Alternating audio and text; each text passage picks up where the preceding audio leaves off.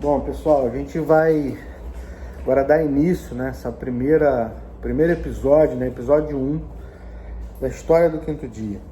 Tá? Basicamente, nós vamos viajar para Rio do Ouro, Niterói, muitos anos atrás, muitos anos mesmo. Os nossos primeiros passarinhos, assim. O primeiro passarinho que eu chamei de meu mesmo, meu pai comprou da minha avó para mim, um pichanchão, muito bom. Mas, como eu falei na introdução, né, minhas avós gostavam muito de passarinho. Então eu convivi muito tempo com colheiro e com sanhaço cinzento, que minha avó tinha naquela época, né, quase todo mundo que tinha o passarinho vindo da natureza, né. Depois, né, enfurnado no mato, caçando tizil, tentando caçar colheiro, nunca peguei um colheiro na vida, tentando e consegui pegar uns bicos de lacre, tive também, né? Ganhei um colherinho, meu primo Bruno, que hoje faz parte da equipe Quinto Dia também, e esse colheiro já na adolescência. Logo depois eu acabei com o passarinho tudo, aconteceu um acidente com esse colheiro horrível, assim, um outro primo meu jogando bola, os primos deram uma bolada, caiu esse colheiro que eu ganhei, gostava bastante dele, bem greguinho, mas muito bom. E o passarinho morreu, eu soltei os passarinhos todos que eu tinha, tudo tizil caçado também, enfim. Assim foi um resumão da história. Mas a paixão passarinho continuou. Eu, na adolescência, fui fazer outras coisas, aquele interesse de adolescente, um monte de coisa diferente e tal. Passou esse ato sem passarinho e eu casei e fui morar em Cachoeira de Macacu. Arrumei um emprego lá, no interior do estado do Rio. E numa das vindas para visitar a família em casa, né, a minha mãe e tal, eu passei no meu tio tinha um colheiro lá, um colheirinho, pintãozinho. E tuitui, eu falei, caraca, cara, colheiro tuitui, ó, que beleza, que cantoria. Pô, o sonho da infância era um colheiro tuitui, né, cara? Colheiro tuitui era aquele negócio que todo mundo queria, né? Você até forçava, o colheiro fazia um tuitui, você falava, ó, deu um tuitui no meio aí. Era o sonho de consumo, né? Tuitui, zéu, aquela coisa. Pô, fiquei maluco, perguntei quanto que era. Ele falou que era de um cara que deixou ali para vender, nem lembro de quem era, mas era R$50. Cara, R$50 eu tinha, cara, já trabalhava, já era adulto. R$50 era muito dinheiro, sei lá, quando eu era criança, eu não tinha R$50. Mas, porra, eu tinha na carteira R$50. Falei, porra, vou levar o colheiro. Peguei o colheiro, cheguei em casa, minha esposa nunca soube que eu gostava de passarinho. Até aquele dia. Cheguei aí, comprei um passarinho. A partir daí você já sabe o que aconteceu, né? Não sabe? Adivinha. Daqui a pouco eu tava com uns 12 colheiros em casa, trinca-ferro logo depois, e foi onde eu tive contato com legislação ambiental, primeira vez. Falei, pô, eu quero ter esse bicho legal, cara, não quero, né, ficar ilegal. E lá no Cachoeira de Macacu tinha um clube. Na época você podia anilhar passarinhos, assim, sei lá se podia, mas era comum, enfim. Ano de 2001, 2002, por aí, 2001 acho. E o clube me forneceu as anilhas, anilhei os passarinhos todos. A anilha entrava normalmente no pé do passarinho adulto, um negócio sem... Não dá para imaginar isso hoje, né? Mas foi assim, fiquei com tudo regular, paguei anuidade, paguei clube, paguei tudo e comecei. Pouco tempo depois, uma fêmea pediu gala desses colheirinhos que eu tinha. E eu galei a fêmea chocou, nasceu o filhote, fiquei apaixonado por aquilo, pedi novas anilhas, aí anilhei os filhotes certinho com 5 dias de vida e tal, e pá, e os filhotes cresceram, e pô, negociei os filhotes, e começou aquela, falei assim, pô, que legal isso daí, roubaram minha fêmea de colheiro, nunca mais, desde lá, nunca mais eu consegui criar colheiro e tal. Mas essa é outra história, vou falar mais na frente, tá? Sobre essa minha história com os colheiros. Tá voltando firme, hein? Tá voltando firme. Enfim, Daqui a pouco eu tive um trinca-ferro, e aí eu tava com uns passarinhos diferentes e aprendendo muito. Pô, muito legal o trinca-ferro também, Cachoeira de Macacu tem muito, pichanchão voltei a ter. E chegou um momento em que eu comecei a conhecer criadores do Brasil inteiro, através dos grupos Gmail. Não era WhatsApp na época não, era grupo Gmail. Tinha um grupo chamado Ornitologia, @grupos.com.br. Aí tinha coleiros, @grupos, trinca, @grupo. Eu participava de tudo, centenas de e-mails todo dia, aí aprendendo. E conheci o Magela, cara. O Magela lá de São Paulo. Chegou um dia, eu liguei pra ele, falei: Magela, tô querendo criar e, pô, vi que você manja muito pelos comentários que você faz, me dá uma dica. Ele me deu uma série de dicas sobre criação e tal. Falei: pô, eu vou criar, vou escolher o bicho que eu vou criar e vou criar. Só que recurso limitado, muito limitado. Tava no começo da minha carreira, com família, com filho, com tudo isso, e não tinha muito para investir, mas já tinha aprendido um pouquinho. Foi então que apareceu em Cachoeira de Macacu um colheiro mutação chamado Fantasma, um colheiro quase assim muito claro, muito branco assim, e a parte que era para ser escura do colheiro, cinza ou preto, enfim, era meio creme, meio canela, bem clarinho assim, o bico muito laranja, muito amarelado, pata branca, o passarinho lindo. E cara, eu vi aquilo e por ter informação, eu fui atrás do cara, ofereci todos os bichos que eu tinha e peguei o colheiro. Eu falei assim: isso vale muito, isso é uma mutação.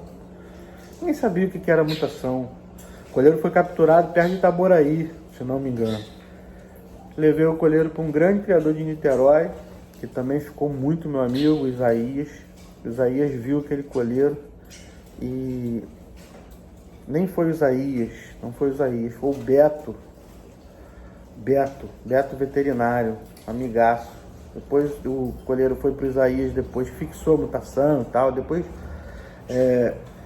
o colheiro virou um reprodutor, mas o Beto veterinário me deu o trinca-ferro sem terra, um trinca-ferro nascido em cativeiro, muito bom. E eu levei o trinca-ferro, troquei com ele e tal. Cara, o sem terra me levou pro torneio. Primeiro torneio sem cantos. Aquilo virou uma febre para mim. Todo domingo era torneio, ia pra igreja de manhã, deixava com um colega lá de Cachoeira na roda, acabava o culto na igreja, passava lá, pegava a final ainda, ou às vezes só pegava o trinca-ferro na casa dele com o troféu, e quando dava eu via o torneio e, pô, virou uma febre, virei um competidor. E a partir daí eu comecei posso dizer assim, cara, virei passarinheiro mesmo, cara. Passou a ser assim, minha válvula de escape, meu lazer, o hobby, uma coisa que eu gostava muito, e eu aprendendo. A sede de aprender, de conhecer as espécies foi levando. E comecei a ter muita vontade de ter um curió, né? Porque eu via nos grupos o pessoal falando de curió, torneio de fibra de curió. Foi aí que eu teve um torneio estadual em Cachoeira de Macacu, na Vila Olímpica. Uma roda de curió, de fibra de curió enorme, gigante, linda. Eu falei, pô, vou atrás do curió. Comprei um casal de curió do Aloysio, de Ribeirão. Fui lá buscar meu Chevette, tinha um Chevette 77. Eu, minha esposa, meus filhos, a gente foi lá no aeroporto buscar o casal de curió. O Chevette enguiçou na subida da ponte na volta. Que tristeza, que derrota. Gastei o maior dinheiro com reboque. Enfim, pensa no estresse. E, enfim, o curió chegou e foi o meu primeiro curió River. E a partir daí eu comecei a gostar de curió e fui para a próxima etapa, né? Qual a próxima etapa? Conhecer o maior criador de curió do Brasil, Marcílio Piscinini. E fui lá, também com a minha família, sempre família envolvida, e partimos para dentro e chegamos lá. Que recepção, o cara sabe muito, recebe muito bem. O Rafael, que hoje me ajuda, ficou lá sentado comendo queijo, dando comida pro sabiá, e a gente conversando, e eu falando que queria ter plantelzinho de curió, já tinha alguns, E saí de lá com um curió de presente que ele me deu. Fiquei doido com aquilo. Um show mesmo, assim. O Romualdo ficou meu amigo, o Joaquim, pô, a família que eu gosto pra caramba. Nunca mais eu fui lá, mas eu lembro daquilo como se fosse hoje. E eu vi o sistema de criação e falei, vou montar um plantel. Aí acabei com o colheiro, acabei com o trinca, acabei com tudo. Um dos quartos da minha casa virou quarto criatório. Tinha 3 quartos a casa, um quarto virou criatório. E eu comecei a adquirir fêmeas de curió e montar um plantel de curió. Isso em 2003, eu recebo uma proposta de trabalho em São Paulo. Preciso me mudar com a minha família. E não sabia como é que fazia para mudar com aqueles passarinhos todos, não sabia como é que ia ser. Passei tudo, zerei de passarinho e parti para São Paulo. Parti para São Paulo só com um curió que eu ganhei de um outro amigo chamado Roberto Barros, de São Manuel, interior de São Paulo, um amigão meu. A gente vai falar dele também nessa história, tem uma parte muito importante. E um pichanchão que eu tinha e mais nada. Embora, para não dizer que não tinha gaiola, tinha esses dois. O pichanchão ninguém quis, levei, depois eu dei ele de presente. E o curió eu levei e deixava o CD tocando, o canto clássico, aprendi o canto clássico por causa desse curió. Consegui encartar o curió nos primeiros 2 anos do Rafael criando passarinho. Ainda não existia o 5º dia. Tá bom, pessoal? Grandes lições nesse caminho. Cara, a grande lição desse caminho é a seguinte: passarinho é paixão. Quem gosta de passarinho, gosta de passarinho. Nunca vai deixar de gostar. Não existe um passarinheiro que fale assim, vou acabar, não quero nunca mais ter. Você fala isso e daqui a pouco tempo você está apaixonado de novo. E o grande segredo do sucesso para você ter um criatório, para você ser um competidor, é você amar aquilo, mas a sua família está envolvida nisso. Sem o suporte, sem a família te dar o ok para você fazer as loucuras, fazer as aquisições, adaptar a casa, tirar espaço deles na casa e rotina, e não vai dar certo. Ficar brigando não vai ter sucesso. Você vai ter, mas você vai estar sempre parando, sempre começando de novo, sempre parando, sempre começando de novo. Então, a primeira grande dica é assim, passarinho, o hobby do passaricultor, o cara que gosta, isso é uma coisa família. Sozinho não dá, sozinho esquece.